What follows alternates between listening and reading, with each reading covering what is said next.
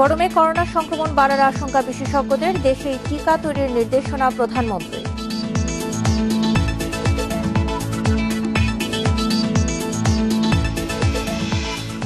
খালেদা জিয়ার সাজা স্থগিত হচ্ছে 6 মাস, মন্ত্রণালয়ের সুপারিশে প্রধানমন্ত্রীর সইয়ের অপেক্ষা।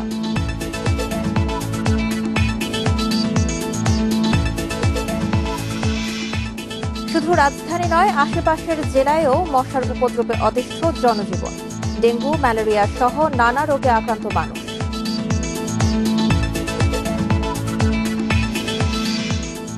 লক্ষ্মীপুরে বেড়েছে ডায়রিয়া, নিউমোনিয়া সহ নানা রোগের প্রকোপ। আবহাওয়া পরিবর্তনের কারণ বলছেন চিকিৎসকরা।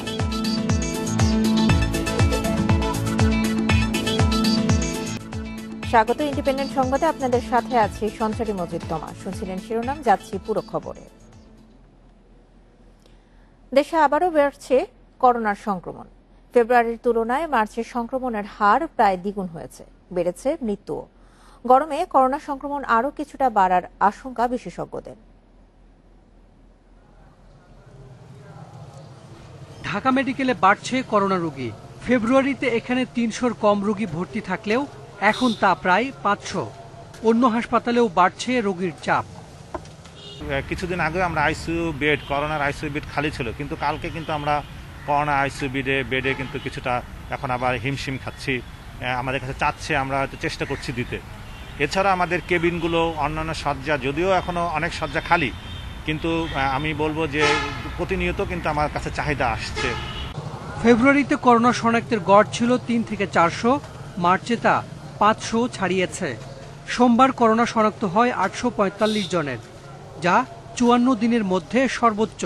জানুয়ারিতে শনাক্তের হার 5 থেকে ফেব্রুয়ারিতে নামে 2-এ, কিন্তু মার্চের প্রথম 8 দিনেই শনাক্তের হার বেড়ে দ্বিগুণ হয়েছে। ভ্যাকসিন প্রোগ্রাম চালু হওয়াতে দেখছি মানুষ উদাসীন হয়ে গেছে। বিশেষ করে যে ব্যক্তিগুলা ভ্যাকসিনের আওতায় আসছেন, এই মানুষের অর্ধেকের বেশি মানুষ উদাসীন, এবং তাদের একটি ধারণা যে ভ্যাকসিন নিয়েছে, এখন আমি মাস্ক ব্যবহার করব না, স্বাস্থ্যবিধি মানব না। শীতে সংক্রমণ বাড়ার কথা থাকলেও তা হয়নি। এবার গরমে সংক্রমণ বাড়ার কথা জানালেন ভাইরাস বিশেষজ্ঞরা। পাশাপাশি করোনার নতুন ধরনও বাড়াচ্ছে উদ্বেগ। 1 মার্চ থেকে আমাদের সংক্রমণ রেট কিন্তু বাড়ার তালে আছে। নিচু একটা ঢেউ গরমকালে আসতে পারে, কিন্তু অত বড় ঢেউ আসবে না, কারণ এগুলা ফ্যাক্টর আসবে। ব্রাজিলে, সাউথ আফ্রিকায়, যুক্তরাজ্যে এর মধ্যে কিছু কিছু ভেরিয়েন্ট মনে করা হচ্ছে আরো বেশি গুরুতর রোগ করে। কিছু কিছু ভেরিয়েন্ট সংক্রমণের হার বাড়িয়ে দেয়। এর জন্য আমাদের খুবই খুবই কেয়ারফুলি, মনোযোগ দিয়ে চেষ্টা করতে হবে যেন কোনোভাবেই সংক্রমণের হারটা আবার না বাড়ে। সংক্রমণের পাশাপাশি বেড়েছে মৃত্যুও। গত 3 দিন দৈনিক করোনায় মারা গেছেন 10 জনের বেশি, অথচ তার আগের সপ্তাহে ছিল 10-এর কম। Hasan Misbah, Independent News, Dhaka. দেশে সরকারিভাবে করোনার টিকা উৎপাদনের নির্দেশনা দিয়েছেন প্রধানমন্ত্রী শেখ হাসিনা। বেসরকারি কোম্পানিকেও এই টিকা তৈরির পরামর্শ দেওয়া হয়েছে। শিগগিরই কোম্পানি পরিদর্শন করবে স্বাস্থ্য বিভাগ। সোমবার বঙ্গবন্ধু শেখ মুজিব মেডিকেল বিশ্ববিদ্যালয়ে হেলথ রিপোর্টার্স ফোরামের এক অনুষ্ঠানে এসব কথা বলেন স্বাস্থ্যমন্ত্রী জাহিদ মালেক। করোনার টিকা নিয়ে ভয় কেটেছে। দিনে টিকা নিচ্ছেন লাখের বেশি মানুষ। সোমবারও টিকা নিয়েছেন 1,17,000। আর প্রথম ডোজ নেওয়া টিকা গ্রহীতার সংখ্যা ছাড়ালো 39 লাখ। ভারতের সেরাম ইনস্টিটিউট থেকে 3 কোটি টিকা কিনছে সরকার। কেনা হবে আরও 3 কোটি ডোজ। দেশের 80% মানুষকে টিকার আওতায় আনতে চায় স্বাস্থ্য বিভাগ। স্বাস্থ্যমন্ত্রী বললেন, টিকা কেনার পাশাপাশি দেশে সরকারিভাবে উৎপাদনের প্রস্তুতি চলছে। মাননীয় প্রধানমন্ত্রী এটাও নির্দেশনা দিয়েছে যে আমাদের দেশে ভ্যাকসিন তৈরি করতে হবে। আমাদের দেশে ভ্যাকসিন তৈরি করার জন্য যা ব্যবস্থা লাগে আমাদেরকে নির্দেশনা দিয়েছে সেটা করার জন্য, এবং সেই কাজও আমরা শুরু করে দিয়েছি। দেশে বেশ কয়েকটি বেসরকারি কোম্পানি বিভিন্ন টিকা উৎপাদন করে। করোনার টিকা উৎপাদনে উৎসাহিত করা হয়েছে তাদেরও। আমাদের দেশে অনেক বড় বড় ওষুধ কোম্পানি আছে যাদের ভ্যাকসিন বানাবার ক্ষমতা আছে, প্ল্যান্ট আছে তাদের, এবং তাদেরকে আমরা ইতিমধ্যেই বলেছি যে আপনারা ভ্যাকসিন তৈরি করার জন্য ব্যবস্থা নেন। অলরেডি কিছু কিছু কোম্পানি ভ্যাকসিন তৈরি করছে বাংলাদেশে, কিছু কিছু ভ্যাকসিন, এবং করোনা ভ্যাকসিনের বিষয়েও তাদেরকে বলা হয়েছে এবং আমরা ইতিমধ্যে তাদের ফ্যাসিলিটি পরিদর্শনে যাব। দেশে করোনা সংক্রমণের 1 বছর উপলক্ষে বঙ্গবন্ধু শেখ মুজিব মেডিকেল বিশ্ববিদ্যালয়ে আলোচনা সভার আয়োজন করে হেলথ রিপোর্টার্স ফোরাম। অনুষ্ঠানে মূল প্রবন্ধ উপস্থাপন করেন স্বাস্থ্য অধিদপ্তরের অতিরিক্ত মহাপরিচালক অধ্যাপক নাসিমা সুলতানা। Hasan Misbah, Independent News, Dhaka. ৭১-এর ২৫ ও ২৬ মার্চ চট্টগ্রামে পাকিস্তানিদের যারা প্রতিরোধ করেছিল তাদের হত্যা করেছিলেন জিয়াউর রহমান। ঐতিহাসিক ৭ই মার্চ উপলক্ষে আওয়ামী লীগের আলোচনা সভায় একথা বলেন প্রধানমন্ত্রী শেখ হাসিনা। তিনি বলেন, সে কারণেই জিয়ার প্রতিষ্ঠিত দলের নেতারা ৭ই মার্চের ভাষণে স্বাধীনতার ডাক খুঁজে পান না। রাজধানীতে দলের কেন্দ্রীয় কার্যালয়ে আলোচনা সভার আয়োজন করে আওয়ামী লীগ। এতে গণভবন থেকে ভার্চুয়ালি যুক্ত হন দলের সভাপতি ও প্রধানমন্ত্রী শেখ হাসিনা। অংশ নেন ঢাকা মহানগর, উত্তর, দক্ষিণ ও কেন্দ্রীয় নেতাদের অনেকেই। তাদের বক্তব্যে উঠে আসে ৭ই মার্চের ভাষণের নানা দিক। বঙ্গবন্ধু কন্যা আলোকপাত করেন ৭ই মার্চের ভাষণের তাৎপর্যের উপর। পৃথিবীর ইতিহাস ঘেঁটে দেখা যাবে, যত ভাষণ এ পর্যন্ত হয়েছে সেই ভাষণ যেদিন দিচ্ছে সেই দিনই তার আবেদন শেষ হয়েছে। কিন্তু আজকে ৭ই মার্চের ভাষণের আমরা ৫০ বছর পূর্তি করছি। এই ভাষণের আবেদন এখনো যেন মোছেনি। তিনি আরো বলেন, ৭ই মার্চের ভাষণে স্বাধীনতার জন্য গেরিলা যুদ্ধের প্রস্তুতি নিতে সব ধরনের নির্দেশনা দিয়েছিলেন বঙ্গবন্ধু। ঐতিহাসিক ভাষণের দিবসে আলোচনার নামে বিএনপি নেতাদের আপত্তিকর বক্তব্যে আক্ষেপ জানান প্রধানমন্ত্রী। যারা পাকিস্তানি হানাদার বাহিনী জনগণের উপর গণহত্যা শুরু করেছে, গণহত্যা শুরু করার পর জাহাজের অস্ত্র নামাতে যাচ্ছে, তার দলের নেতারা ৭ই মার্চের ভাষণের ভাষা বুঝবে না, মর্ম বুঝবে না, এটা তো খুব স্বাভাবিক। বিএনপি নেতাদের এ ধরনের বক্তব্যের কারণ হিসেবে দলটির প্রতিষ্ঠাতা জিয়াউর রহমানের ৭১-এর ভূমিকা তুলে ধরেন আওয়ামী লীগ সভাপতি। পাকিস্তানি সেনাবাহিনীর একজন সদস্য অফিসার হিসেবে এই বাঙালি যারা সংগ্রাম পরিষদ গড়েছিল জাতিপিতার নির্দেশে, যারা সেদিন রাস্তায় ব্যারিকেড দিচ্ছিল, তাদেরকে এই জিয়াউর রহমান গুলি করে হত্যা করে অনেককে। জিয়াউর রহমান ২৫-২৬ দুই দিনই এই হত্যাকাণ্ড চালায়। ২৭ তারিখে সে যাচ্ছিল সোয়াত জাহাজ থেকে অস্ত্র নামাতে, যারা সংগ্রাম পরিষদে তারা বাধা দিয়েছিল, ছাত্ররা, সাধারণ জনগণ বাধা দিয়েছিল এবং সেখানেই জিয়াউর রহমানকে তারা আটকায়। বিএনপি নেতাদের অপপ্রচার ও ইতিহাস বিকৃতিতে কিছু যায় আসে না উল্লেখ করে প্রধানমন্ত্রী বলেন, দেশের বিজয় অর্থবহ হবেই। দিকে তাকিয়ে থাকে যেভাবে। শাহাদাত স্বপন, ইন্ডিপেন্ডেন্ট নিউজ, ঢাকা। খালেদা জিয়ার সাজা স্থগিতের মেয়াদ আরও ৬ মাস বাড়তে যাচ্ছে। এই সংক্রান্ত সুপারিশ স্বরাষ্ট্রে পাঠিয়েছে আইন মন্ত্রণালয়। সোমবার দুপুরে সচিবালয়ে এই তথ্য দেন আইনমন্ত্রী আনিসুল হক। এ নিয়ে ৩ বারে ৬ মাস করে ১.৫ বছর বিএনপি চেয়ারপারসনের দণ্ড স্থগিতের সময় বাড়ছে। পরিবারের আবেদনের সারাই এই উদ্যোগ নিয়েছে সরকার। দুর্নীতির দায়ে ১৭ বছরের কারাদণ্ড হয়েছে খালেদা জিয়ার। এর মধ্যে ২ বছরেরও বেশি সময় সাজা খেটেছেন। পরে অসুস্থ হয়ে পড়লে পরিবারের আবেদনে ৬ মাসের জন্য সাজা স্থগিত করে সরকার। গত বছরের ২৫ মার্চ বঙ্গবন্ধু মেডিকেল বিশ্ববিদ্যালয় থেকে শর্ত সাপেক্ষে গুলশানের বাসায় ফেরেন বিএনপি চেয়ারপারসন। এরপর আরও একবার ৬ মাস সাজা স্থগিত হয়, যার মেয়াদ শেষ হচ্ছে ২৪ মার্চ। তাই আবারও দণ্ড মওকুফ, সাজা স্থগিত ও বিদেশ চিকিৎসার সুযোগ চেয়ে আবেদন করেন খালেদা জিয়ার ভাই। স্বরাষ্ট্র মন্ত্রণালয় থেকে সেই আবেদন পাঠানো হয় আইনি। আগের মতন ওনার এই সাজা স্থগিত করে বেগম খালেদা জিয়ার আপনার আরও ৬ মাস এটাকে বর্ধিতকরণ করা হয়েছে।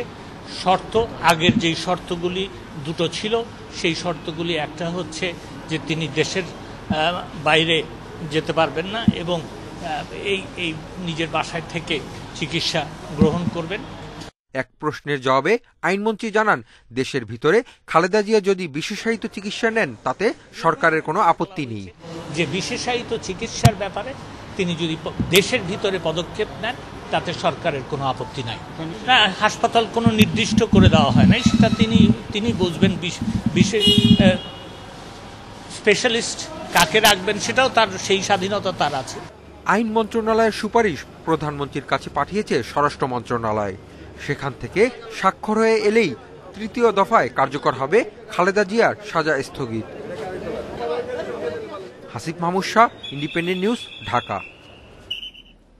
শুধু রাজধানী নয়, এর পাশের জেলাগুলোতেও মশার উপদ্রবে অতিষ্ঠ জনজীবন। মশা নিধনে তেমন কোনো পদক্ষেপ না থাকায় বেড়ে চলেছে মশার বংশবিস্তারও।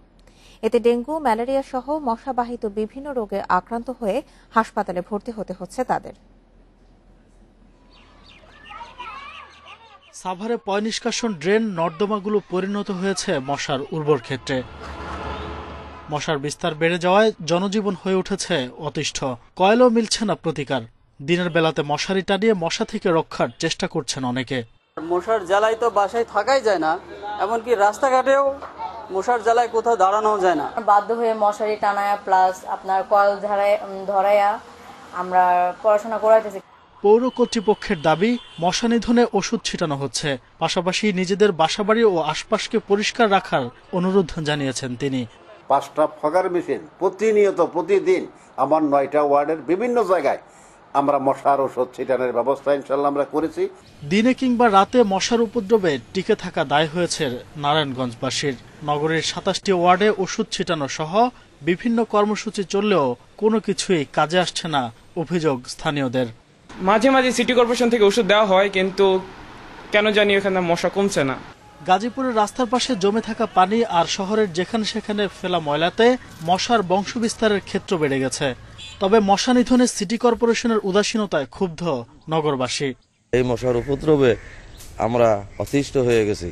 মানিকগঞ্জে নিয়মিত কার্যক্রমের কথা পৌর কর্তৃপক্ষ বললেও 2 সপ্তাহ ধরে মশার উপদ্রব অসহনীয় হয়েছে। কোন রকম স্প্রে করা হয় না, এমনকি মশার স্প্রে কাকে বলে এইটাই এখনো আমরা চিনি না। মুন্সিগঞ্জ মশা নিধন নিয়ে রয়েছে নানা অভিযোগ। গত 2 সপ্তাহে মশাবাহিত রোগে আক্রান্ত 11 জন ভর্তি হয়েছেন হাসপাতালে। ডেঙ্গু এবং চিকুনগুনিয়া উপসর্গ নিয়েও অনেক রোগী আসা শুরু হয়েছে। ডেঙ্গু, চিকুনগুনিয়া এই ধরনের মশাবাহিত রোগের প্রাদুর্ভাব বেড়ে যেতে পারে। ঢাকঢোল পিটিয়ে শুধু দেখানো কর্মসূচি নয়, মশার বিস্তার রোধে কার্যকর পদক্ষেপ নেওয়ার দাবি জানিয়েছেন ভুক্তভোগীরা। Abu Noman, Independent News desk. Culex মশা নিধনে নতুন ওষুধে ক্রাশ কর্মসূচি শুরু করেছে ঢাকা উত্তর সিটি কর্পোরেশন। 1200 কর্মী নিয়ে অঞ্চল 2-এর 8টি ওয়ার্ডে দিনভর অভিযান চালানো হয়। ওষুধের কার্যকারিতা যাচাইয়ে কাজ করছে 200 জনের তদারকি দল। দ্রুতই মশার উপদ্রব কমে আসবে বলে নগরবাসীকে আশ্বাস দিয়েছেন মেয়র আতিকুল ইসলাম। এ যেন মশার রাজত্ব। ফগার মেশিনের ধোয়া দিতেই বের হচ্ছে মশার ঝাঁক। এ চিত্র মিরপুরের সাগুপ্তা খালপাড়ে। মশার যন্ত্রণায় অতিষ্ঠ নগরবাসী। মশার কামড় থেকে রক্ষা করতে বিশেষ কর্মসূচি নিয়েছে ঢাকা উত্তর সিটি কর্পোরেশন। ওষুধ প্রয়োগে আনা হয়েছে পরিবর্তন, পরিচ্ছন্নতার সাথে ফগিং করে দেওয়া হচ্ছে লার্ভিসাইডিং। এক্ষেত্রে 10টি অঞ্চলের 1200 কর্মী কাজ করছে একটি অঞ্চলে। প্রতিদিন একটি অঞ্চলের সব ওয়ার্ডে মশক নিধনের পরিকল্পনা ডিএনসিসির। আমার বিশ্বাস, যেহেতু বিশেষজ্ঞরা পরামর্শ দিচ্ছে আমাদের, আর আমরা কাজটা খুব ভালোভাবে নিয়েছি এবং আমাদের আজকে প্রায় আমাদের ওয়ার্ডে 200-এর মতো লোক কাজ করেছে। মশক নিধন কার্যক্রম তদারকির জন্য স্বাস্থ্য অধিদপ্তরের সাবেক পরিচালক বেনজির আহমেদের নেতৃত্বে একটি তদারকি দল কাজ করছে, যারা প্রতিবেদনের ফলাফল জমা দেবে মেয়রের কাছে। লার্ভা কত এখন ডেনসিটি আছে সেটা কমাতে পারতে হবে কার্যকরীভাবে, যেটা অ্যাডাল্ট আছে সেটার ঘনত্ব কত সেটা কমাতে পারতে হবে। এটা যদি 10 দিন পরে আমরা কার্যকরভাবে কমাতে পারি তাহলে আমরা বলবো এই কার্যক্রম সফল। যদি না হয় তাহলে আমাদের খুঁজে দেখতে হবে কোথায় ঘাটতি, সেই ঘাটতিগুলো খুঁজে বের করে আমাদের পরিকল্পনা করে আমাদের সেখানে ইনসেকটিসাইড চেঞ্জ করতে হতে পারে। এদিকে মিরপুর 6-এ মিল্ক বিটার কারখানার মধ্যে জন্মাচ্ছে প্রচুর মশা এবং পরিবেশ খারাপ থাকায় নিয়মিত মামলা দায়ের করা হয় প্রতিষ্ঠানটির বিরুদ্ধে। উত্তরের মেয়র বলছেন, যে কোনো উপায়েই হোক মশা থেকে রেহাই দিতে চান নগরবাসীকে। আমাকেও কিন্তু কামড়ায়, আমাদের আত্মীয়স্বজন সবাই কামড়ায়, আপনাদের আত্মীয়স্বজন সবাই কামড়ায়, কিন্তু এই মশার জন্য আমরা একটা ড্রাইভ দিয়েছি। আমি সকলের সহযোগিতা চাচ্ছি এবং বিশেষ করে আমরা খালের কচুরিপানা কিন্তু পরিষ্কার করছি। এরপরে দেখা যাচ্ছে অনেকের প্রচুর প্রচুর প্রচুর ডোবানালা আছে, ওটাতে কিন্তু কচুরিপানা ভর্তি। ওটিও কিন্তু আরেকটি চ্যালেঞ্জ আমাদের জন্য। মঙ্গলবার অভিযান চালানো হবে ঢাকা উত্তরের 4 নম্বর অঞ্চলে, আর বুধবার চলবে 5 নম্বরে। Adilur Rahman, Independent news. দুর্নীতির মামলায় ১৩ বছরের দণ্ডপ্রাপ্ত আওয়ামী লীগের সংসদ সদস্য হাজী সেলিমের আপিলের রায় আজ। বিচারপতি মইনুল ইসলাম ও বিচারপতি AKM জহিরুল হকের হাইকোর্ট বেঞ্চ এই রায় ঘোষণা করবেন। হাজী সেলিমের বিরুদ্ধে রায় বহাল থাকবে এমনটাই প্রত্যাশা দুদকের আইনজীবী খুরশিদ আলম খানের। এর আগে বিচারিক আদালত থেকে নথি তলব করে হাইকোর্ট। 2007 সালের 24 অক্টোবর হাজী সেলিমের বিরুদ্ধে লালবাগ থানায় অবৈধভাবে সম্পদ অর্জনের অভিযোগে মামলা করে দুদক। মামলায় 2008 সালের 27 এপ্রিল তাকে 13 বছরের কারাদণ্ড দেয় বিচারিক আদালত। 2009 সালের 25 অক্টোবর এই রায়ের বিরুদ্ধে হাইকোর্টে আপিল করেন হাজী সেলিম। 2011 সালের 2 জানুয়ারি হাইকোর্ট এক রায়ে তার সাজা বাতিল করে। পরে হাইকোর্টের রায়ের বিরুদ্ধে আপিল করে দুদক।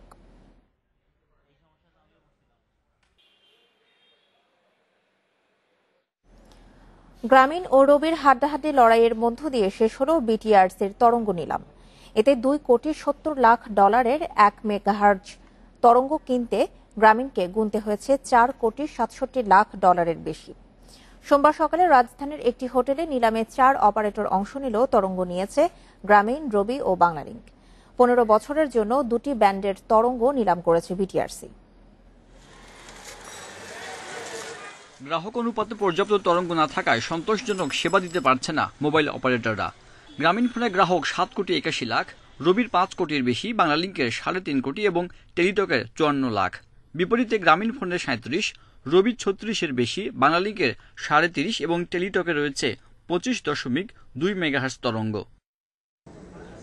অপারেটরদের জন্য সোমবার 1800 এবং 2100 ব্যান্ডের তরঙ্গ নিলাম করে বিটিআরসি, যার ভিত্তিমূল্য ধরা হয় $3.10 লাখ এবং $2.70 লাখ। নিলামে গ্রামীণ ফোন 1800 ব্যান্ড থেকে 0.4 এবং 2100 ব্যান্ড থেকে 10 মেগাহার্জ তরঙ্গ বরাদ্দ পেয়েছে। রবি 2.6 ও 5 মেগাহার্জ, বাংলালিংক 4.4 ও 5 মেগাহার্জ তরঙ্গ পেয়েছে। টেলিটক নিলামে অংশ নিলেও কোনো তরঙ্গ কিনতে পারেনি। আগামী 22 মার্চের মধ্যে বিটিআরসির কাছে তরঙ্গের 25% টাকা জমা দিতে হবে অপারেটরদের। বরাদ্দকৃত তরঙ্গ থেকে 9 এপ্রিল থেকে অপারেটররা সেবা দিতে পারবেন। জিপি যখনই ডাকছে সাথে সাথে রবি বেশি দেরি করছে না। এতে একদিকে যেমন আনন্দ, একদিকে উত্তেজনা, দুটো সমন্বয় মেলবন্ধন সৃষ্টি হয়ে গেল সাথে সাথে। অপারেটররা তরঙ্গ সক্ষমতা বাড়ানোয় গ্রাহক সেবার মান বাড়বে বলে আশা করেন টেলিযোগাযোগ মন্ত্রী। এটি তারা জানে যে বাংলাদেশের বর্তমান যে অবস্থা, সেই অবস্থাতে আমাদের গ্রাহক গোষ্ঠীর সংখ্যা যেভাবে বাড়ছে, যে অবস্থাতে অগ্রগতি হচ্ছে, সেই অবস্থাতে স্পেকট্রামটা তার সবচেয়ে মূল্যবান সম্পদ এবং সেই স্পেকট্রামটা তাদের অবশ্যই গ্রহণ করা উচিত। নিলামে 3 অপারেটরের কাছে 27.4 মেগাহার্জ তরঙ্গ বিক্রি করে বিটিআরসির ভ্যাট সহ আয় হয়েছে 3000 কোটি টাকা। Sajjad Hossain, independent News, Dhaka. Corona মহামারীর প্রভাবে বৈশ্বিক অর্থনীতিতে যে ধস নেমেছিল তার ধাক্কা এসে পড়েছিল বাংলাদেশেও। বেড়ে যায় বেকারত্ব ও দারিদ্র্য। যদিও সরকারের আর্থিক প্রণোদনা এবং দ্রুত সময়ে টিকা চলে আসায় অর্থনীতি অল্প সময়েই ঘুরে দাঁড়িয়েছে। রেমিটেন্স ও রপ্তানি আয়ে ভর করে শক্তিশালী অবস্থানে পৌঁছেছে বৈদেশিক মুদ্রার রিজার্ভ। করোনা ভাইরাসের সংক্রমণ ঠেকাতে গেল বছর 26 মার্চ থেকে ঘোষণা করা হয় টানা 2 মাসের ছুটি এবং অঘোষিত লকডাউন। দেশব্যাপী লকডাউনে কর্মহীন হয় অনেকে, আবার অনেকের ব্যবসাও বন্ধ হয়ে যায়। আমদানিকারক দেশগুলো তাদের অর্থনীতি সচল রাখতে হিমশিম খাওয়ায় ধাক্কা খেয়েছে দেশের রপ্তানি খাত। বিনিয়োগে স্থবিরতার পাশাপাশি ব্যাহত হয় বেশিরভাগ উন্নয়ন কর্মসূচি বাস্তবায়ন। অর্থনীতি পুনরুদ্ধারে পর্যায়ক্রমে মোট 1.25 লাখ কোটি টাকার প্রণোদনা প্যাকেজ ঘোষণা করেন প্রধানমন্ত্রী শেখ হাসিনা। অর্থনীতি বাঁচাতে ঈদের আগে সীমিত পরিসরে স্বাস্থ্যবিধি মেনে খুলে দেয়া হয় দোকানপাট ও শপিং মল, চালু হয় গণপরিবহন। কিন্তু সরকারি প্রণোদনায় বড় শিল্প উদ্যোক্তারা ভালো করলেও ক্ষুদ্র উদ্যোক্তাদের অগ্রগতি তেমন উল্লেখযোগ্য নয়। এদিকে করোনার মধ্যেও গত বছরের ডিসেম্বরে পদ্মা সেতুতে বসানো হয় সবশেষ স্পেন। দৃশ্যমান হয় 6150 মিটারের পুরো সেতু।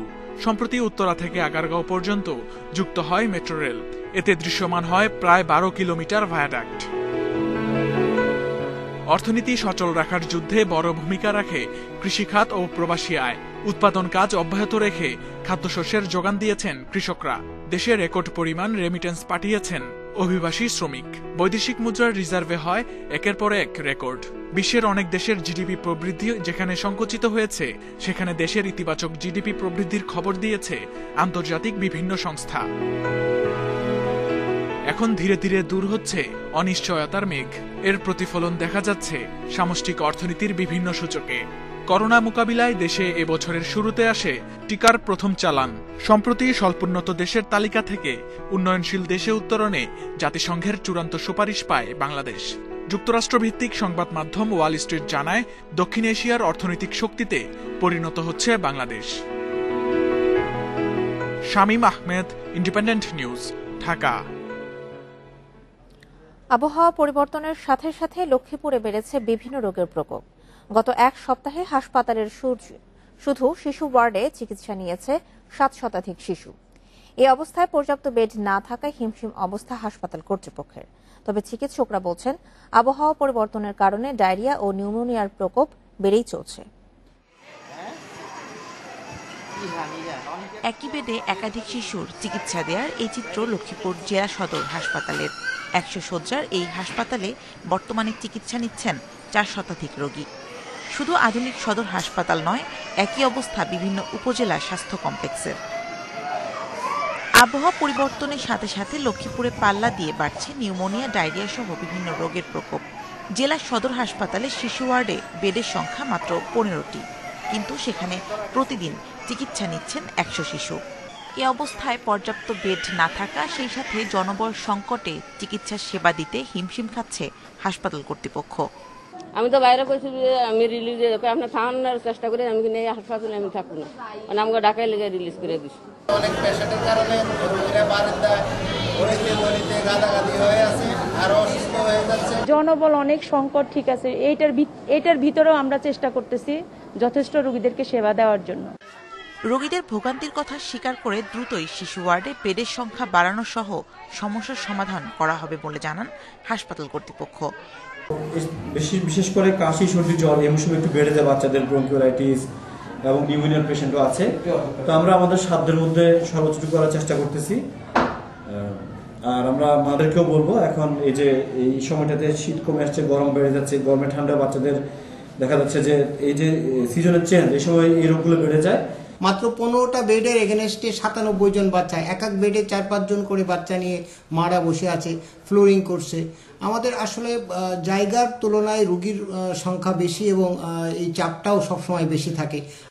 শিশুদের সুরক্ষায় হাসপাতালগুলোতে স্বাস্থ্যকর পরিবেশ গড়ে তোলার দাবি জানিয়েছেন রোগী স্বজনরা। Independent News desk.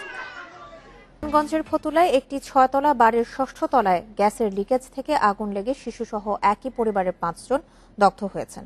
রাত 12:30টার দিকে ফতুলা থানার মাসদাইর পতেঙ্গার মোড় এলাকায় হাজি ভিলায় এই ঘটনা ঘটে। ফায়ার সার্ভিস জানায়, গ্যাসের চুলার লিকেজ থেকে গ্যাস বের হচ্ছিল। রাতে খাওয়ার পর পরিবারের কেউ গ্যাসের চুলা অথবা সিগারেট জ্বালানোর জন্য আগুন জ্বালালে মুহূর্তের মধ্যেই ঘরে আগুন ধরে যায়। এ সময় পরিবারের 5 জন দগ্ধ হন। খবর পেয়ে ফায়ার সার্ভিসের কর্মীরা ঘটনাস্থলে যায়, তবে ততক্ষণে প্রতিবেশীরা আগুন নিভিয়ে ফেলেন। দগ্ধদের শেখ হাসিনা বার্ন ইনস্টিটিউটে ভর্তি করা হয়েছে।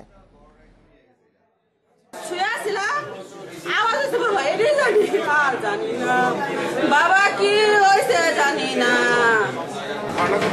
গ্যাস বের হয়েছে। গ্যাস বের হওয়ার পরে হয়তো তারা এখানে কোনো বিড়ি সিগারেট খাওয়ার জন্য হয়তো কোনো গ্যাস লাই স্পার্কের কারণে হয়তো আগুনটা জ্বলছে। সিলিন্ডার থেকে গ্যাস বের হয়ে ওই ফ্ল্যাটে জমা হতে থাকে, আর পরে ওটা যে কোনো কারণে স্পার্ক হয়ে এখানে এটা বিস্ফোরণটা ঘটে। দুর্নীতি দমন কমিশনের কর্মকর্তা কর্মচারীদের দুর্নীতি অনুসন্ধানে সাংবাদিক, সরকারি চাকরিজীবী ও সুশীল সমাজের প্রতিনিধিদের নিয়ে 7 সদস্যের কমিটি গঠন করা উচিত বলে মন্তব্য করেছেন সংস্থাটির বিদায়ী চেয়ারম্যান ইকবাল মাহমুদ। রাজধানীর সেগুনবাগিচায় দুদক প্রধান কার্যালয়ে সোমবার একথা বলেন তিনি। দুদক চেয়ারম্যান ইকবাল মাহমুদের শেষ কার্যদিবস 9 মার্চ, তাই সাংবাদিকদের সাথে তার এই বিদায়ী মতবিনিময় সভা। এই সময় দুদক চেয়ারম্যান স্বীকার করেন, দুদক এখনো জনগণের আস্থা অর্জন করতে পারেনি। তবে কেউই আইনের ঊর্ধ্বে নয়, এই বার্তা সমাজের সর্বস্তরে পৌঁছে গেছে বলে দাবি করেন তিনি। এছাড়া 5 বছর দায়িত্ব পালনের সময় তাকে কেউ কোনো ধরনের চাপ দেয়নি বলেও দাবি করেন তিনি। এক বসন্তে হাসি মুখে এসেছিলাম, আর এক বসন্তে হাসি মুখে যাচ্ছি। আর যদি আপনারা আমার হাসি মুখ দেখতে পাচ্ছেন, ওইটা নিশ্চিত যে আমি কাঁদছি না, আমি ভারাক্রান্ত হৃদয় নিয়েও যাচ্ছি। 5 বছরের অভিজ্ঞতার আলোকে তিনি বলেন, দুদকের অভ্যন্তরীণ দুর্নীতি প্রতিরোধ বা অনুসন্ধানে সমাজের বিভিন্ন পর্যায়ের ব্যক্তিদের প্রতিনিধিত্ব থাকা উচিত। একজন প্রথিতযশা সাংবাদিক থাকতে পারেন, একজন পাবলিক সার্ভেন্ট থাকতে পারেন, অবসরপ্রাপ্ত, এবং সমাজে একজন থাকতে পারেন। এটা মিলে হয়তো 7 জনের একটি কমিটি করলে বোধহয় আরো ট্রান্সপারেন্ট হবে, দেশ দ্রুত দুর্নীতিমুক্ত করা সম্ভব না হলেও দুদক কাজ করে যাচ্ছে বলে জানান সংস্থাটির বিদায়ী চেয়ারম্যান। দুদকের দক্ষ জনবল ও প্রশিক্ষণের দুর্বলতার কথা তুলে ধরে তা নিরসনের আহ্বান জানান তিনি। রিশাদ হুদা, ইন্ডিপেন্ডেন্ট নিউজ, ঢাকা। বাড়ির সামনে ময়লা ফেলে রাখলে তা ঘরে ফেরত পাঠানো হবে, এমন হুঁশিয়ারি উত্তর ঢাকার মেয়র আতিকুল ইসলামের। সরকারি কর্মকর্তাদের আবাসিক ভবনের গেটের সামনে রাখা বর্জ্য বাসায় ফেরত পাঠিয়ে সোমবার এমন হুঁশিয়ারি দেন তিনি। সড়কে ময়লা ফেলে দুর্ভোগ সৃষ্টি করলে শাস্তিমূলক ব্যবস্থা নেওয়ার কথাও জানান মেয়র আতিকুল। মিরপুর 6 নম্বরের প্রধান সড়কের পাশে ফেলে রাখা হয়েছে বাসাবাড়ির বর্জ্য। এসব আবর্জনার দুর্গন্ধে দুর্ভোগে পড়তে হচ্ছে পথচারীদের। সোমবার মশা নিধন কর্মসূচিতে গিয়ে এ দৃশ্য চোখে পড়ে উত্তর ঢাকার মেয়রের। জানতে পারেন সরকারি কর্মকর্তাদের আবাসিক ভবনগুলোর ময়লা ফেলা হচ্ছে এখানে। পরে রাস্তা থেকে ময়লা তুলে ভবনগুলোর গেটের সামনে রাখার নির্দেশ দেন মেয়র। আমাদের ভিতরে ময়লা থাকে না, ভিতরে ময়লা বাইরে থাকে। আমাকে এখানে কোনো ময়লা থাকে না, সব বাইরের ময়লা, সব দোকানের ময়লা, মহল্লার ময়লা। অনেকে ময়লা এখানে ফালায়, এইখান থেকেও ফালায়, আবার অন্য সাইড থেকেও আসে। শুধু যে এই বিল্ডিং এ একা ফেলায় তা না, এবং আমরা চাচ্ছি এলাকার ময়লা যাতে আমাদের এখানে না ফেলে, এজন্য আমরা কয়েকবার অভিযোগ করছি। উত্তর ঢাকার মেয়র জানিয়েছেন এখানে বর্জ্য ফেলতে নিষেধ করা হয়েছে। সেই সঙ্গে এত বড় সরকারি প্রকল্পে সিটি কর্পোরেশনকে বর্জ্য ফেলার একটি এসটিএস এর জায়গা না রাখায় বিস্ময় প্রকাশ করেন তিনি।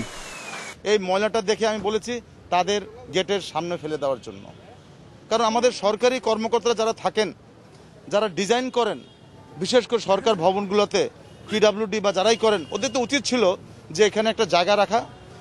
আমি বলি আমাদেরকে জায়গা দিন, আমি এখানে একটা এসটিএস করে দিব। কিন্তু আপনাদের 720 জনের ময়লা রাস্তার উপরে ফেলে দেওয়া, এটা মোটেই যৌক্তিক না। রাস্তায় ময়লা ফেলে কেউ দুর্ভোগ সৃষ্টি করলে তাকে শাস্তির আওতায় আনা হবে বলেও জানান mayor Atik. Adilur Rahman, Independent News, Dhaka. কয়েক বছর ধরে আম উৎপাদনের শীর্ষে রাজশাহীর নওগাঁ জেলা। এবারও আম উৎপাদনে শীর্ষস্থান ধরে রাখার আশা জেলা কৃষি সম্প্রসারণ অধিদপ্তরের। কৃষি কর্মকর্তাদের ধারণা, এই বছর প্রায় 1,500 কোটি টাকার আম বিক্রি করবেন জেলার চাষিরা। প্রতিটি গাছেই থোকায় থোকায় আমের মুকুল, আর সেই মুকুলের মৌ গন্ধে সুবাস ছড়াচ্ছে বরেন্দ্র এলাকার সর্বত্র। আগাম আমের মৌসুম ঘিরে ব্যস্ত সময় পার করছেন নওগাঁর সাহাপাড়া, পত্নীতলা, নিয়ামতপুর সহ 11 উপজেলার চাষিরা। মুকুল ধরে রাখতে গাছের গোড়ায় পানি ঢালা সহ পরিচর্যায় ব্যবহার করছেন বিভিন্ন ধরনের কীটনাশক। আবহাওয়া অনুকূলে থাকলে এবার বাম্পার ফলনের আশা বাগান মালিকদের। গতবারের থেকে এবারে দ্বিগুণ ফলন আশা করতেছি, দ্বিগুণ ফলন হবে যে হিসেবে মুকুল দেখা যাচ্ছে। এবার ঔষধ খুবই কম ব্যবহার আমরা করতেছি, আবার যে ঔষধটা আমরা ব্যবহার করতেছি সেই মূল্যমান ঔষধ, ভালো ঔষধটাই আমরা ব্যবহার করতেছি। মুকুলে এই বছর তেমন রোগ বালাই নাই, গত বছর হালকা কিছু ছিল, এই বছর আবহাওয়া ভালো আছে বিধায় এখনো আকাশে বৃষ্টি নেই। এই সময় যদি বৃষ্টি হয় তাহলে একটু রোগ বালাই আসতে পারে।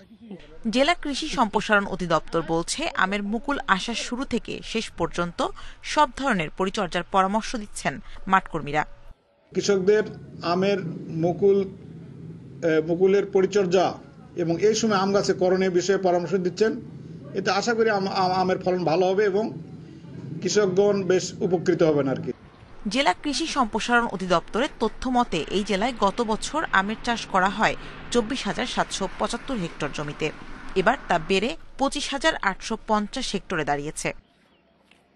Independent News desk. জন্মের পর বুঝে ওঠার আগেই নিজের বাড়ি ছাড়তে হয় বেশিরভাগ হিজড়াকে। পরিবারের সম্মান রক্ষার্থে আর বাড়ি ফেরা হয় না। বেঁচে থাকার তাগিদে সংঘবদ্ধ হন অন্য হিজড়াদের সঙ্গে, ভিক্ষাবৃত্তি করে চলে জীবন। এমন পেশা থেকে সরে আসতে কর্মসংস্থানের দাবি এই জনগোষ্ঠীর। জন্মের পর ৮-১০টা শিশুর মতোই পরিবারে বেড়ে ওঠা, তারপরও সমাজের মূল ধারা থেকে বিচ্ছিন্ন হিজড়ারা। স্বজনরাও তাদের বোঝা ভেবে দূরে ঠেলে দেয়, জায়গা হয় না পরিবারে, পদে পদে হতে হয় লাঞ্ছনা বঞ্চনার শিকার। ময়মনসিংহ জেলায় হিজড়া ৫ শতাধিক। রেল স্টেশন, হাটবাজার, পাড়া মহল্লায় প্রতিনিয়ত চোখে পড়ে জীবিকার তাগিদে ছুটে চলা এই মানুষদের। আজকে আমি পরিবারে যাই, ফ্যামিলিতে থাকতে গেলে 10 জনে 10 কথা বলবো ফ্যামিলি মানুষকে, যে কারণে ফ্যামিলি মানুষ থেকে নিজের ইচ্ছে সরে আসছি। রাস্তার দোকানে চা খাইতে যাই, হিজড়া বলে কি এই দোকানে হিজড়া ঢুকছে, সবাই বের হয়ে যায়, তখনকার কষ্ট লাগে আমাদের। জায়গা দেয়, ঠাই দেয়, বাসা ভাড়া পায় না, কোনো জায়গায় পায় না, রাস্তায় ঘাটে আমরা ভাড়া থাকতে হয়। হিজড়াদের অঙ্গভঙ্গিতে অনেককেই পড়তে হয় বিড়ম্বনায়। সামাজিক দৃষ্টিভঙ্গি বদলানো সহ তাদের জন্য কর্মসংস্থান সৃষ্টির দাবি অনেকেরই। তাদেরকে এই সরকার যদি একটু মডিফাই করে, আমি মনে করি যে ডিস্টার্বটা আছে এই ডিস্টার্বটা থাকবে না। হিজড়া কল্যাণ সংস্থার নেতারা বলছেন, সমাজের মূল ধারা থেকে বিচ্ছিন্ন অবহেলিত এই জনগোষ্ঠীকে ভিক্ষাবৃত্তি থেকে সরিয়ে আনতে হবে। আজকে সরকার যে উদ্যোগগুলো নিচ্ছে হিজড়াদের জন্য, আমরা যদি সবগুলা পেতাম তাহলে কিন্তু আমাদেরকে মানুষের কাছে হাত পাততে হয় না। হিজড়াদের জন্য বাসস্থান ও যোগ্যতা অনুযায়ী আত্মকর্মসংস্থানের সুযোগ সৃষ্টির পরিকল্পনা নিয়েছে সরকার। এরকমের শিক্ষিত এবং প্রশিক্ষিত কোনো হিজড়া যদি আমাদের কাছে আবেদন করে, আমরা অবশ্যই কোনো প্রতিষ্ঠানের সাথে লিঙ্কেজ করে দেব। আর সবচেয়ে বড় বিষয় হলো যে আমরা তাদের আত্মকর্মসংস্থানের দিকে বেশি জোর দিচ্ছি। 2014 সালের 22 জানুয়ারি হিজড়াদের তৃতীয় লিঙ্গের স্বীকৃতি হিসেবে প্রজ্ঞাপন জারি হলেও এই জনগোষ্ঠীর অধিকার সংরক্ষণে এখনো আইন হয়নি। Independent News desk. বিশ্বে করোনায় 6,000-এর বেশি মানুষের মৃত্যু হয়েছে। নতুন রোগী শনাক্ত হয়েছে প্রায় 3 লাখ। এই নিয়ে বিশ্বজুড়ে মোট মৃতের সংখ্যা 26,11,000 ছাড়ালো। মোট আক্রান্ত 11,77,00,000-এর বেশি। এ পর্যন্ত বিশ্বে সুস্থ হয়েছেন 9,33,00,000-এর বেশি। গত 24 ঘন্টায় সবচেয়ে বেশি মৃত্যু হয়েছে ব্রাজিলে, মারা গেছে 1,114 জন। নতুন রোগী পাওয়া গেছে 36,000। যুক্তরাষ্ট্রে একদিনে 730 মৃত্যু এবং 41,000 নতুন রোগী শনাক্ত হয়েছে। মার্চ ও এপ্রিলে আবার সংক্রমণ বাড়বে বলে জানিয়েছে মার্কিন centre for disease and control. বিস্তার নিয়ন্ত্রণে আনতে আবারও 2 সপ্তাহের লকডাউন জারি করেছে হাঙ্গেরি সরকার। বিস্তার কমায় কিছু কিছু প্রদেশে জিম খুলে দিয়েছে জার্মান সরকার। ইকুয়েটোরিয়াল গিনির উপকূলীয় শহর বাটায় একটি সামরিক ব্যারাকে পরপর কয়েকটি বোমা বিস্ফোরণে নিহতের সংখ্যা বেড়ে 98 জনে দাঁড়িয়েছে। আহত হয়েছেন 6 শতাধিক। দেশটির স্বাস্থ্য মন্ত্রণালয় এই তথ্য জানিয়েছে। এখনও উদ্ধার কাজ অব্যাহত আছে বলে জানিয়েছে কর্তৃপক্ষ। হতাহতের সংখ্যা আরও বাড়তে পারে বলে আশঙ্কা করা হচ্ছে। দেশটির প্রেসিডেন্ট বলেছেন, এই বিস্ফোরণ ডায়নামাইট সংরক্ষণ এবং স্থানান্তরের সময় অবহেলার জন্য হয়েছে। পুলিশ জানায়, এই ঘটনায় বাটাতে অবস্থিত সামরিক ব্যারাকের কাছে বেশ কিছু ঘরবাড়ি এবং দালান ক্ষতিগ্রস্ত হয়েছে। এদিকে এই ঘটনায় শোক জানিয়েছে ফ্রান্স সরকার। নিউজিল্যান্ডের স্বাভাবিক জীবনে ফেরার অপেক্ষায় বাংলাদেশ ক্রিকেট দল। শেষ হবে 2 ধাপে 14 দিনের কোয়ারেন্টিন পর্ব। ক্রাইস্টচার্চ ছেড়ে কুইন্সল্যান্ডে গিয়ে 10 মার্চ শুরু হবে অনুশীলন ক্যাম্প। টি-20 অধিনায়ক মাহমুদুল্লাহ রিয়াদ বলছেন, আক্রমণাত্মক ক্রিকেট খেলতে পারলে নিউজিল্যান্ডের বিপক্ষে ভালো করা সম্ভব। মাঝে আর একটা মাত্র দিন। হোটেল রুম, সামনের লন, নিয়ম করে বাইরে বের হওয়া কিংবা হালকা জিম, এসব থেকে মুক্তির অপেক্ষায় টাইগাররা। 10 মার্চ থেকে কুইন্সটাউনে পুরোদমে অনুশীলনের অপেক্ষায় এখন ক্রিকেটাররা। শেষ হচ্ছে 14 দিনের quarantine. We are making sure যে আমরা ওই 2 ঘন্টা যেন প্রপারলি প্র্যাকটিস করতে পারি। স্কিল ওয়াইজ আমাদের রানিং বা ফিটনেস যদি কাজ থাকে, ফিল্ডিংয়ের কাজগুলো আমরা ওই সময়গুলোতে করছি, এনজয় করছি। আই হোপ ইনশাল্লাহ আর একটা দিন কোয়ারেন্টাইনের আছে, তো ইনশাল্লাহ দোয়া করছি যেন আমাদের সবার রেজাল্টটা নেগেটিভ আসে, দেন উইল গো আউট ইনশাল্লাহ। নিউজিল্যান্ডের মাটিতে এখন পর্যন্ত বাংলাদেশের কোনো জয় নেই। অস্ট্রেলিয়ার মতো দলও মাত্রই সিরিজ হেরেছে। তাহলে বাংলাদেশের কি হবে? মাহমুদুল্লাহ রিয়াদ অবশ্য একটা উপায় বের করেছেন, আক্রমণাত্মক ক্রিকেট খেলতে হবে। নিউজিল্যান্ড টিম খুব ভালো ফর্মে আছে, they have just beaten Australia in টি-20 সিরিজ। তো ওই জিনিসগুলো আমাদের মাথায় না এনে বরঞ্চ আমরা আমাদের স্ট্রেংথ এবং উইকনেসেসগুলো দিকে যদি আমরা ফোকাস করতে পারি, তাহলে আমাদের খেলার জন্য ভালো হবে। এবং আমি মনে করি যে আমাদের অ্যাগ্রেসিভ ক্রিকেট খেলার মন মানসিকতা থাকলে ইনশাল্লাহ আমরা ভালো করব। প্রথম 7 দিনের কোয়ারেন্টিন ছিল বেশ কষ্টের, জেলখানার কয়েদির মতো রুমে বন্দি। পরের 7 দিন ছোট ছোট গ্রুপে জিম আর মাঠের অনুশীলনের স্বাদ পেয়েছে তামিম মুশফিকরা। এবার আসল পরীক্ষার প্রস্তুতি শুরুর অপেক্ষা। Rakibul Hasan, independent news. চট্টগ্রামে আয়ারল্যান্ড উলফসের বিপক্ষে বাংলাদেশ ইমার্জিং দলের তৃতীয় ওয়ানডে কাল। ম্যাচ শুরু সকাল 9টায়। প্রিটোরিয়াসের করোনা ধাক্কায় বাতিল হয় সিরিজের প্রথম ম্যাচ। শঙ্কায় পড়েছিল পুরো সিরিজ, তবে সব ঠিক থাকায় মাঠে গড়ায় দ্বিতীয় ওয়ানডে, যেখানে শেষ ওভারে ম্যাচ জিতে লিড নিয়েছে ইমার্জিং দল। এখন ব্যবধান 2-0 করে ঢাকায় ফেরার লক্ষ্য সাইফ শামীমদের। মিরপুরে বাকি 2 ওয়ানডে 12 ও 14 মার্চ। এরপর আছে 2টি টি-20। নেপালে 3 জাতি টুর্নামেন্টের জন্য আজ জাতীয় দল ঘোষণা করবে বাফুফে। 14 মার্চ থেকে শুরু হবে প্রস্তুতি ক্যাম্প। আগের দিন হবে ফুটবলারদের করোনা পরীক্ষা। এদিকে ভারতে আই লিগে ব্যস্ত অধিনায়ক জামান ভুঁইয়াকে পেতে তার ক্লাব কলকাতা মোহামেডানকে চিঠি দেবে বাফুফে। প্রিমিয়ার লিগের বিরতিতে জাতীয় দলের ব্যস্ততা। নেপালে 3 জাতি টুর্নামেন্ট মার্চের শেষ সপ্তাহে। তড়িঘড়ি করে ন্যাশনাল টিমস কমিটির সভা। মঙ্গলবার দল ঘোষণা, 14 মার্চ থেকে শুরু ক্যাম্প। সিদ্ধান্ত হয়েছে সভায়। 13 তারিখে কোভিড টেস্ট করে 14 তারিখ থেকে ক্যাম্প করা হবে। তারপর আমাদের ফ্লাইটের শিডিউল ঠিক হলে 18 বা 20 তারিখে আমরা নেপালে চলে যাব। ফিটনেস কোচ, আমাদের ফিজিওথেরাপিস্ট এবং আমাদের এই গোলকিপিং কোচ, এগুলো আমাদের যোগ করা হবে এই খেলাগুলোর জন্য। অধিনায়ক জামাল ভুঁইয়া ব্যস্ত ভারতের আই লিগে। কলকাতা মোহামেডানের সাথে তার চুক্তি 20 এপ্রিল পর্যন্ত। জাতীয় দলের ডাকে ফিরতে হবে জামালকে। লিগের পারফরমেন্স দেখে পরীক্ষিতদের পাশাপাশি বেশ কিছু তরুণ মুখ দেখা যাবে দলে, সেই আভাস মিলেছে। কোথাও না কোথাও তো কিছু নতুন প্লেয়ার কোনো না কোনো সময় তো পরীক্ষা করে দেখা উচিত বা দেখা দরকার। তো সেটার জন্য আমরা মনে করেছি এই যে প্ল্যান বি, যে নেপালে গিয়ে খেলা, এটাই কিন্তু উত্তম জায়গা। কিন্তু যে কোনো প্লেয়ারকে প্রথমবার সুযোগ দেওয়ার জায়গাটা কিন্তু এটা। সেখানে দেখবেন হয়তো অনেক নতুন আমাদের ব্যবহার করা হবে, যাতে করে তাদেরকে আমরা একটা অন্তত এক্সপিরিয়েন্স তারা পাক, রেজাল্ট যাই হোক, তারা এক্সপিরিয়েন্স যাতে করে পাক, তারা তাকে রিলিজ করার জন্য, যদি তাকে কোচ যদি তাকে রাখে যদি টিমে। এদিকে বিশ্বকাপ বাছাই খেলতে আফগানিস্তান আসতে না চাওয়ায় পূর্ণ পয়েন্টের দাবি থেকে এখনো সরেনি বাফুফে। এফসিকে আবারও চিঠি দেবে ফেডারেশন। কালকে শুনতে পাবেন আপনারা, কালকে শুনতে পাবেন। Abidur Rahman, Independent News, Dhaka. সংবাদ শেষ করার আগে শিরোনামগুলো জানিয়ে দিচ্ছি আরেকবার। গরমে করোনা সংক্রমণ বাড়ার আশঙ্কা বিশেষজ্ঞদের। দেশে টিকা তৈরির নির্দেশনা প্রধানমন্ত্রী।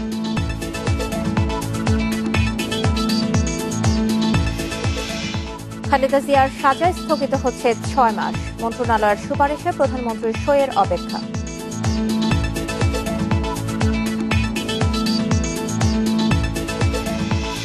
শুধু রাজধানী নয়, আশেপাশের জেলাতেও মশার উপদ্রবে অতিষ্ঠ জনজীবন। ডেঙ্গু, ম্যালেরিয়া সহ নানা রোগে আক্রান্ত মানুষ।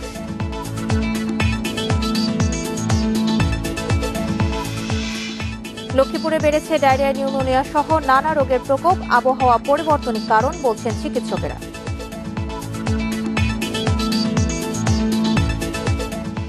আর এই ছিল এখনকার ইন্ডিপেন্ডেন্ট সংবাদে। ইন্ডিপেন্ডেন্ট টেলিভিশনের সব খবর আরো বিস্তারিত জানতে চোখ রাখুন ফেসবুক, ইউটিউব এবং টুইটারে। ধন্যবাদ সবাইকে।